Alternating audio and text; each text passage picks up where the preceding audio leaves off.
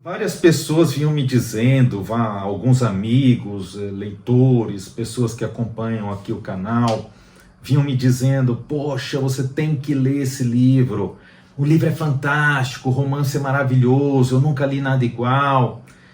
E eu percebi que havia uma certa unanimidade em torno desse romance, e esperei um pouquinho a poeira baixar para conferir, né? Então, essa semana eu li a mais recôndita Memória dos Homens, né, do Mohamed Mbougar Sarr. Esse livro foi ganhador do prêmio Goncourt em 2022 e saiu aqui, pelo menos essa edição que eu li, pela Fósforo em 2023. E você leu esse livro? O que você achou? Você está com vontade de ler porque há um burburinho aí em torno dessa obra? Comenta aí, vamos bater um papo a respeito desse livro aí, vamos trocar algumas ideias, né?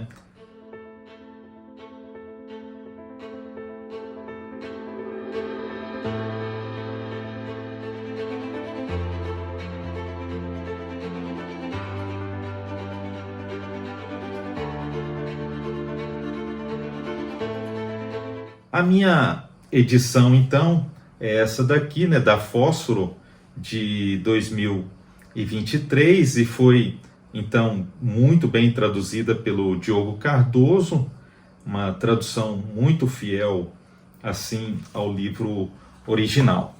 E eu já venho falando um pouquinho, então, antes de comentar sobre a trama, trouxe até algumas anotações aqui para eu não me perder,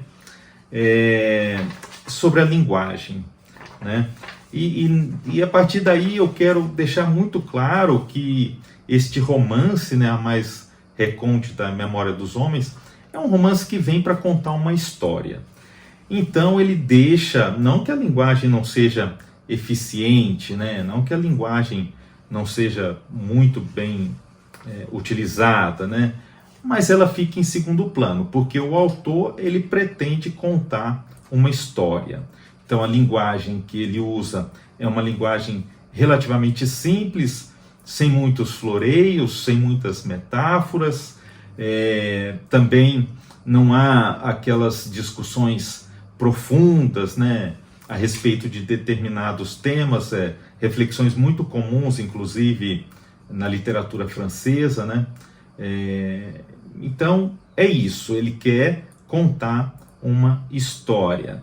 Então, respondendo à pergunta, é um livro fantástico, é um livro maravilhoso? Sim, sim, é um livro fantástico, um livro muito bom, mas, como qualquer outra obra, tem os seus ali pequenos problemas, tá? E eu vou falar um pouquinho da trama, do que o livro traz para o leitor, e depois eu vou comentar muito brevemente alguns desses problemas que eu, como leitor, encontrei, tá? Então, o livro é narrado pelo Dieguene Latir Faye, né?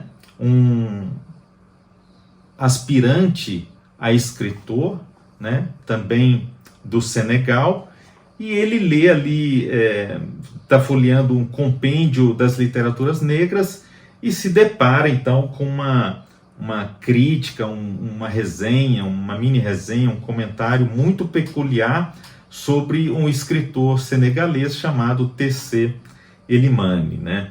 E esse Tessé Elimane, então, ele escreveu um livro chamado O Labirinto do Inumano, isso em 1938, né? Então, é basicamente a busca por esse livro, né? É um livro dificílimo de ser encontrado, porque houve vários problemas aí, várias acusações de plágio, de cópias e tudo mais a respeito dessa obra, e a editora, então, ela foi obrigada a retirar esses exemplares do comércio, um pouco porque eles também encalharam, outro tanto porque recebeu vários e vários processos, e a editora, inclusive, acabou falindo aí com a edição dessa obra, né?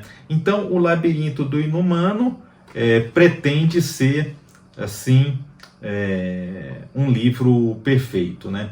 E é legal comentar a respeito desse livro perfeito, porque em momento nenhum, aí foi uma sacada muito boa do Muhammad, em momento nenhum ele coloca um trecho muito grande desse romance, ele coloca uma frase ou outra somente, então o leitor fica ali na curiosidade, né? Então é legal, esse romance perfeito também é um romance inatingível, né? Ele não pode ser encontrado. Pouquíssimas pessoas o leem e essas pessoas não falam muito, apesar de saberem trechos, às vezes boa parte do livro de cor, elas não difundem muito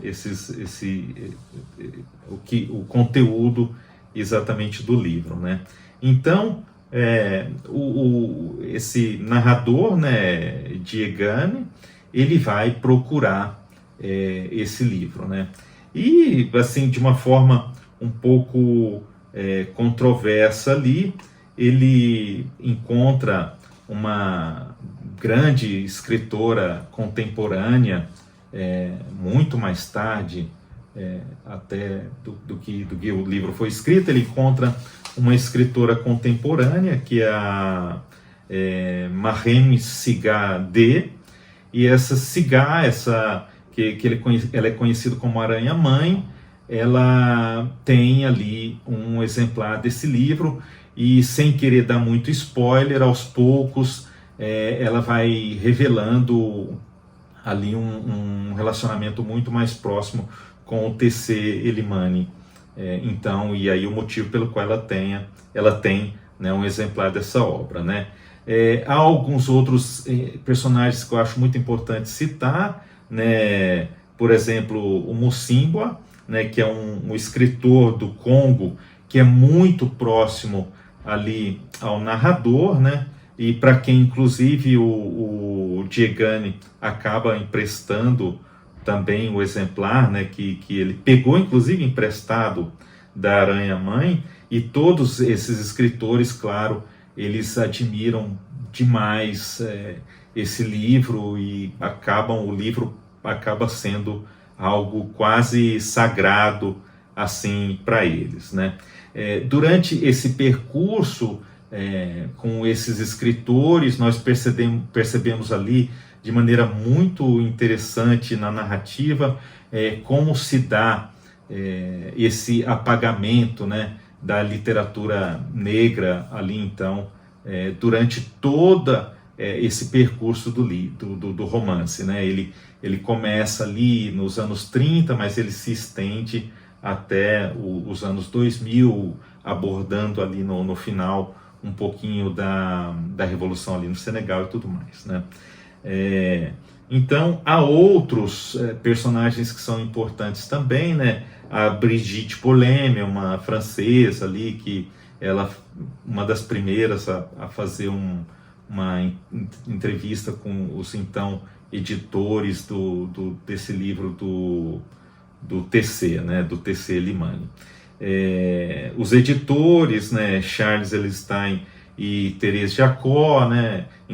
Enfim, falam também sobre a editora, né, a Gemini, que lançou esse livro e tudo mais, né? Bom, aí é basicamente isso, então, a busca, né, que esse narrador empreende pela busca inicialmente dessa obra, e depois, quando ele consegue encontrar a obra, então ele vai tentar, de uma maneira muito assim trincada, buscar os passos deste escritor, então, T.C.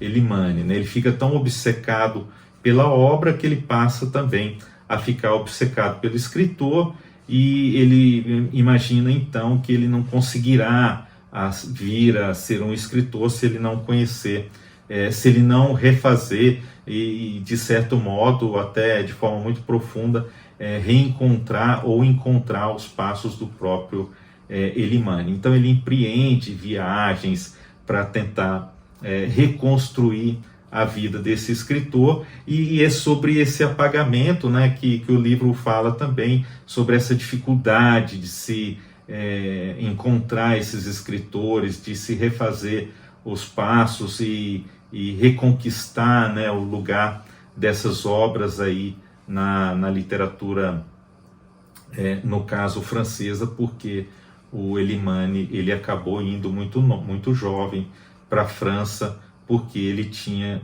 isso com ele, que ele queria se tornar um escritor. Como o romance ele é muito longo, ele tem 400 páginas, pouco mais de 400 páginas, aí está um pequeno problema que eu encontrei. Alguns personagens inevitavelmente acabam sendo esquecidos, eles em determinado momento eles adquirem uma importância tremenda, né? É o caso da Aranha-Mãe, e em outros momentos ele acaba perdendo esse lugar de destaque, e eventualmente, como é o caso da própria Aranha-Mãe, acaba até sendo esquecida. Alguns outros personagens em determinado momento ganham importância, logo são esquecidos e tal. Não há propriamente assim um desfecho sobre esses personagens, né? Outra questão também é a mãe do Elimane, né, a Mossane, que ela tem um papel fundamental ali no início, mas depois também acaba sendo esquecida, né? Ela até, enfim, o que vocês vão ler, não vou dar muito spoiler, mas é uma personagem que, enfim, eu senti falta ali dela, de saber um pouco mais sobre ela, né? Também, né, os dois irmãos, há um mistério ali entre os dois, né? E aí é uma outra crítica que eu faço também, embora eu entenda o que o Mohammed tenha feito, né? Ele tenta trazer de forma muito irônica, porque sabe que o leitor espera isso, né? Esse exotismo de uma literatura negra, né? Desse exotismo de uma literatura feita no Senegal. Então ele coloca isso no livro também, inicialmente de forma muito irônica, mas depois eu percebo que de forma séria ele acaba incorporando essas questões místicas, míticas, né? Magia e tudo mais ali nos personagens. Eu tenho dúvida, não acho que o livro, o romance, precisasse disso para enfim, fazer sucesso, para dar o recado que ele queria dar, né? Então, esse caráter mágico que alguns personagens têm, essa cultura mágica que alguns países da África têm, acabam dando uma aura cada vez maior a esse romance, que dá um caráter assim, poxa, esse romance tão inacreditável, ele só poderia ter sido escrito por alguém que tivesse um poder sobrenatural, né? Então, eu acho isso questionável, né? Essa aura do sobrenatural, acho isso muito questionável. Ele tenta contrabalancear isso com o fato de que o T.C. Elimane tem uma cultura extremamente sólida sobre a literatura mundial, né? Não só a literatura francesa, mas sobre a literatura mundial, mas paira ainda isso de só alguém verdadeiramente poderoso, mágico, conseguiria escrever uma obra assim, né? Um outro porém que eu levanto é a linguagem, né? Uma linguagem muito seca, ali pronta para contar uma história, louca para contar uma história, para essa busca, né? Típico ali daqueles romances policiais, né? Uma busca, pega uma pista daqui, outra dali, os personagens vão se entrelaçando, percebe-se que uma tem relação com a outra, e aí também há um caráter mágico nisso, né? Como se houvesse um destino e essas pessoas tivessem de se encontrar. Mas é um livro fantástico. Há muito tempo que eu não li assim, principalmente sobre esse tema, né? Algo tão bem feito assim, né? Que a gente começa a leitura e não quer parar, não quer parar, não quer parar. É um romance de fôlego, não à toa ele ganhou o prêmio Goncourt, né? Recomendo muito a leitura e espero que você curta o livro tanto quanto eu curti. Muito obrigado, eu sou o Wisner Fraga. Se você gostou deste vídeo, eu peço que você o divulgue aí em suas redes, curta, enfim, espalhe aí se você puder. Muito obrigado.